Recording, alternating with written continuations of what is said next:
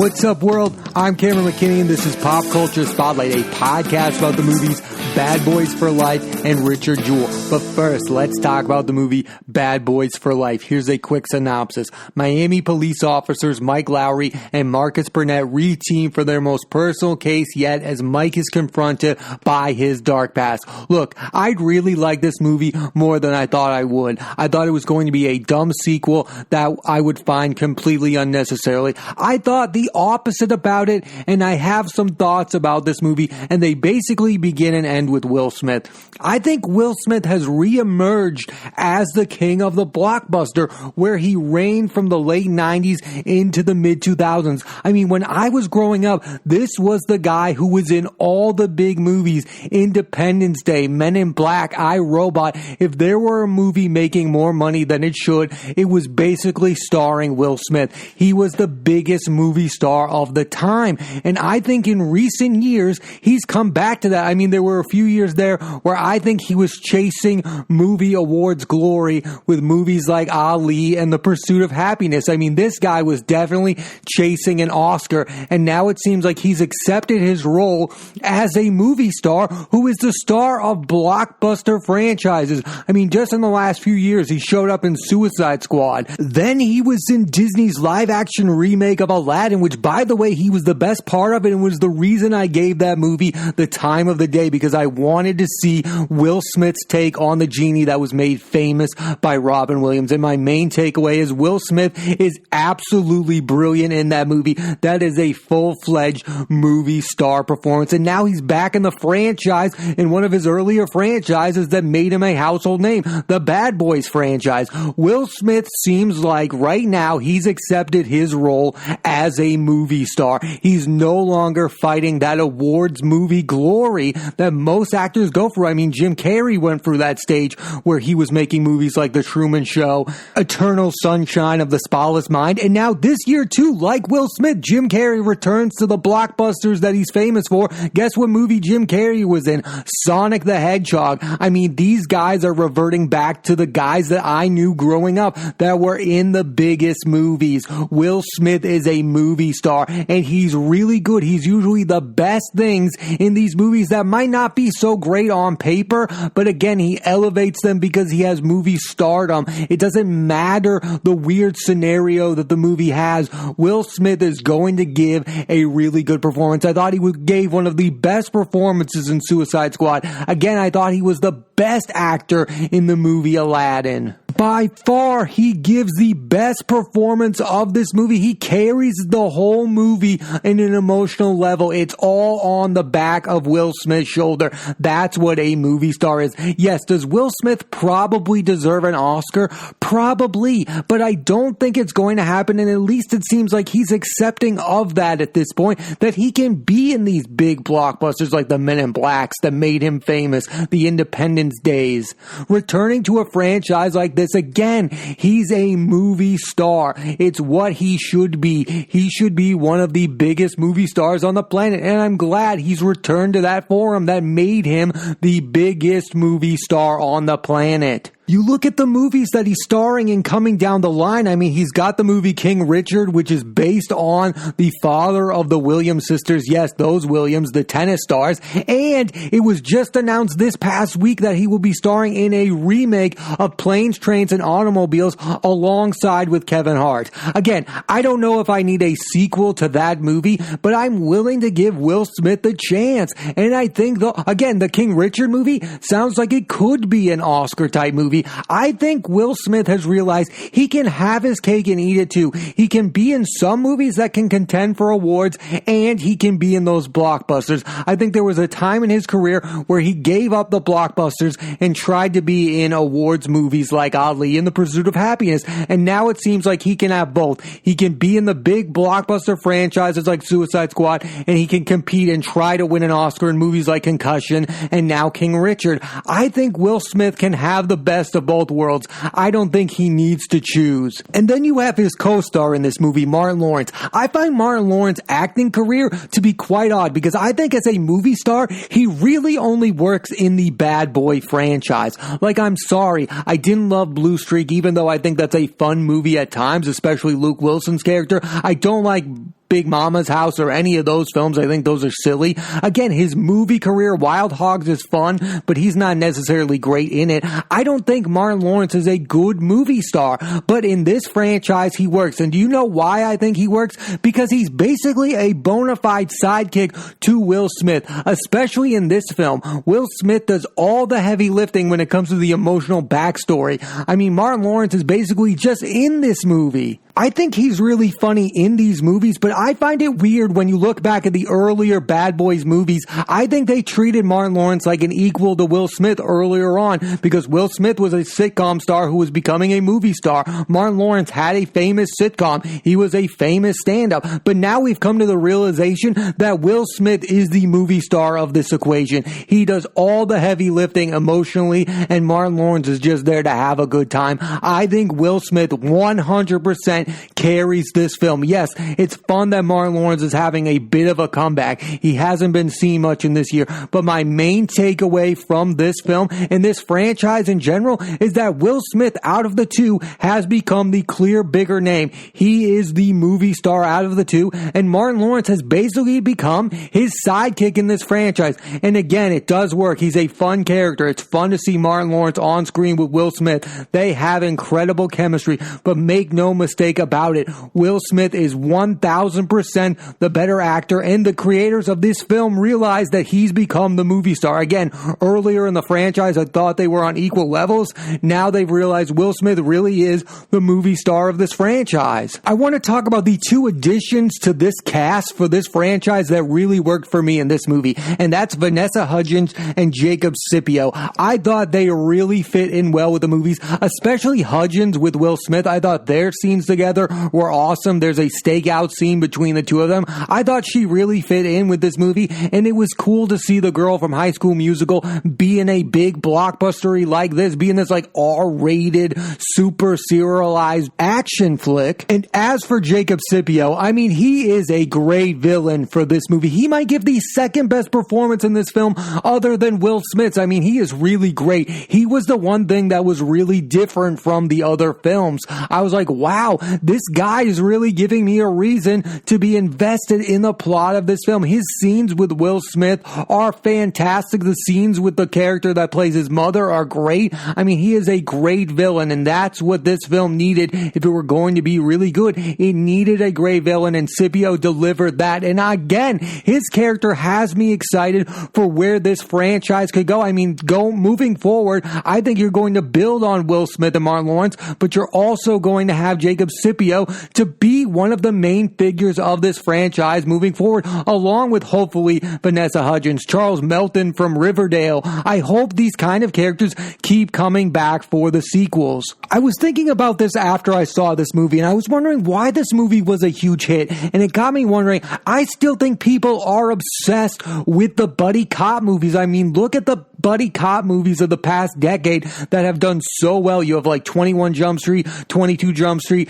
Now you have movies like Bad Boys coming back. You also have Hobbs and Shaw. Like, just put two guys together that have a lot of differences and have them solve a case. And I think we're still invested in that almost as much as we are in these superhero films. Like, the buddy cop genre is as strong as ever right now. Even Central Intelligence, a movie that I really haven't even seen, had Kevin Hart and Dwayne "The Rock" Johnson.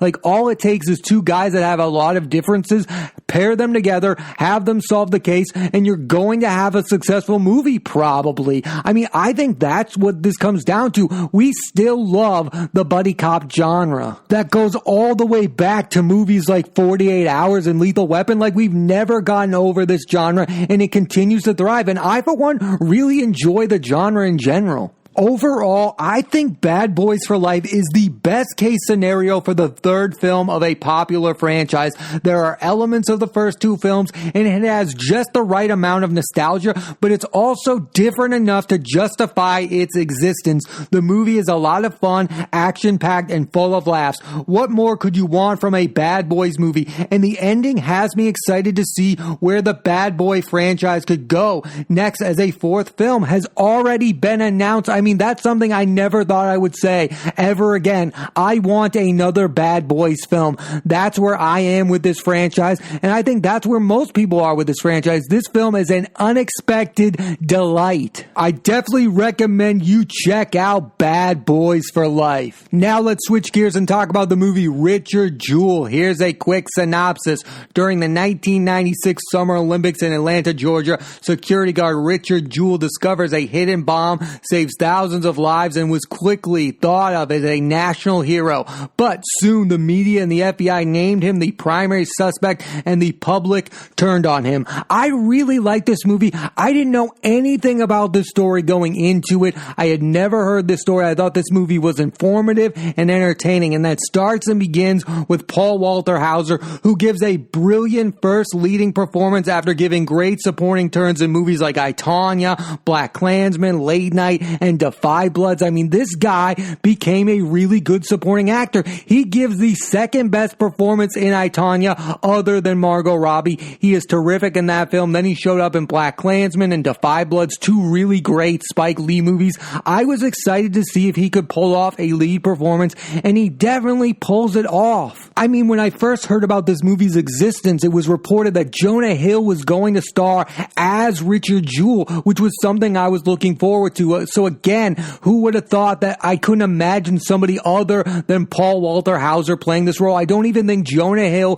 could have played the role better. Then you have Sam Rockwell, who is incredible in the scenes between him and Hauser are the best scenes in the movie. They have great chemistry. He should have gotten his third Oscar nomination for this performance. Again, it is one of the best performances of Sam Rockwell's career. This guy has become the absolute best supporting actor working in Hollywood today. I love this guy's work. He is one of the best movie stars around right now. I mean, he just delivers performance after performance after performance. And he's working with some of the best filmmakers right now. I mean, Martin McDonagh, Adam McKay, and now Clint Eastwood. Those are the type of filmmakers that Clint Eastwood is working with right now, and that's why the movies he's in tend to be better than most others. This film also has a star-studded supporting cast that includes Kathy Bates. Listen, I understand she was the one who got the Oscar nomination for this movie. I don't think what she did was that unique. It was a good performance. Not sure it was Oscar-worthy. John Hamm is in this movie, and while I hear from most people he hasn't lived up to the movie stardom we all thought he was set out for, but he's been really good in movies like The Town. I really enjoyed him in that movie. The Town is probably my favorite movie performance of his. He was really great in Baby Driver as the primary villain of that movie. He was really good in The Report along with Adam Driver. I mean, he's become a really good supporting actor in movies, and he's really good in this movie. And next, John Hamm is set to appear in Top Gun Maverick along with Tom Cruise, Miles Teller, Ed Harris, Glenn Powell. I think John Hamm is doing some interesting work. I don't want John Hamm to be the next superhero Batman. I remember those rumors. I'm fine with him being an interesting supporting actor. I mean, he's working with really great filmmakers. Again, like Edgar Wright, Ben Affleck, Clint Eastwood, Scott Z. Burns. I mean, I don't need to see John Hamm on screen for 2 hours.